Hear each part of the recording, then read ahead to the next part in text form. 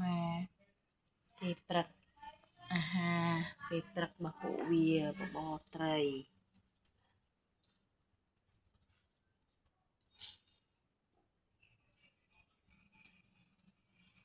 ញ៉ាំញ៉េចៅញ៉ាំញ៉េម៉ែម៉ែវ4នាក់នៅសល់តែ3ទេដោយសារតែបងវានោះអត់ចេះស៊ីបបរហើយមេវាអត់ឲ្យបើដល់3នាក់នេះវាចេះមេវាមិនឲ្យបើតែវាចេះស៊ីបបរវាចេះស៊ីត្រីស៊ីអីចឹងទៅឥឡូវទៀងធំមកជិត2ខែហើយចានត្រីនោះសម្រាប់អាហារពេលថ្ងៃ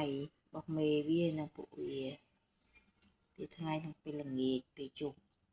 ពេលផឹកឡើងគឺបបរត្រី2000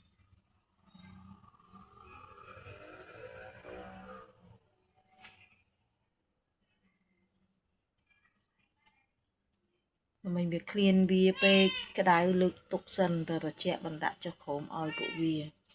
តែម៉ោង7 8ពួកវារហើយដល់នាទីហើយចាញ់ណាស់ណានោះអាមួយខាងនោះជិតចានខាងនោះសវល់តែមួយហ្នឹងអាហ្នឹងក្បាក់ភ្នែកទាំងសងខាងដែរដូចអាបងវាទាំងមកទៅនឹងដែរមកសបុក4នាក់ក្បាក់ភ្នែក2នាក់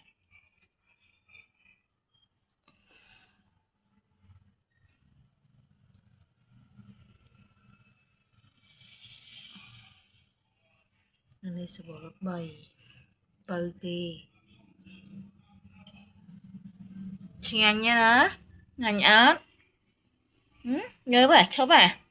អាយទៅហ៎អាយទៅណាចេញហើយអាយទៅអូនអីអាយទៅពោះឡើងភីងហីពោះអូនឡើងភីងហីអូនដើរចេញហ៎ណែ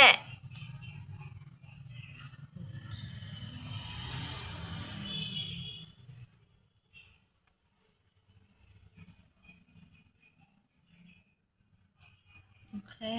ប៉ុណ្ណឹងចាស់បាយបាយ